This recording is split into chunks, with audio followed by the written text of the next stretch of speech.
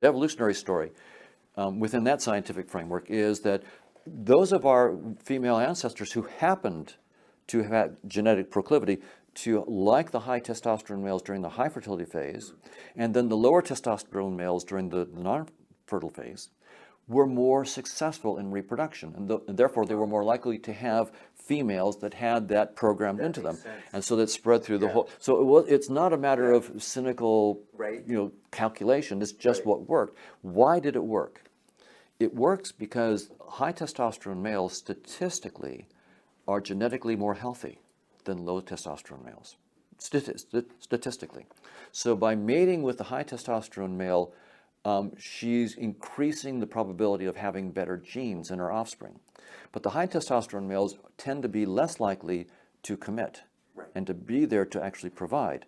And the low testosterone males are more likely, again, all statistical, there are always exceptions.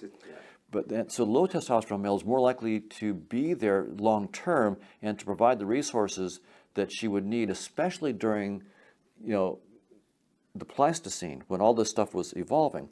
The sexual roles were really separate. A woman really, when she had kids, she really did need a provider. It's not so much the case in Western democracies now, right? There's all sorts of things that we have to take the burden off. But during the Pleistocene, a woman's success at raising a kid really correlated highly with having a mate, a male, who could provide for her. And so that's programmed into women, which is very interesting. So whereas a male's success in reproduction did not depend on the resources of the female, it only depended on her youth. So men are programmed for that. But for a female, her success in the Pleistocene depended on the health of the male and also his resources. So women are more complicated. They had these more complex factors that shape their ratings of attractiveness of males, even to this day. And it turns out, if you might say, well, what about a woman in a Western society today who's rich? Does that mean, now that she doesn't need the resources of a male, she's rich? Will she be less inclined to be attracted to a man based on his resource? Turns out it's just the opposite of what you expect.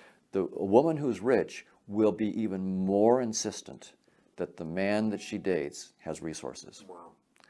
And so it's not because she's lacking resources this is wired into us deeply in evolution, the Pleistocene.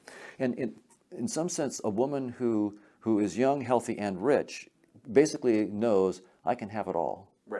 And so I'm going to demand that I have it all. And what I want, even though I don't need it, what I want is a man with resources.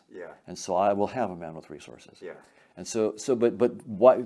She doesn't need it. So, logically you might say, well, since I don't need it, I won't have it. But it's wired into her from the Pleistocene to want that. And so that's what she goes for. So it exaggerates in her as opposed to diminishes. Exactly right.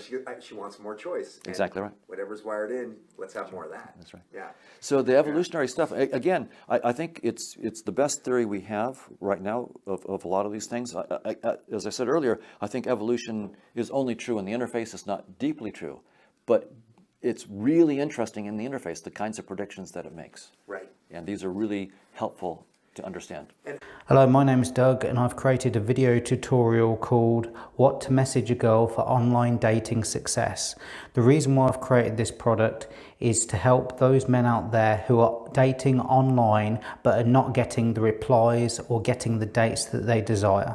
My product will teach you what to message a girl, what not to message a girl, when to message a girl, how to respond when you're not sure what to write, what to do if she doesn't reply, how to get her phone number, and how to communicate to get online dating success. If you're getting matches and no success, this product is for you. It's what you need to do today to start getting success with your matches.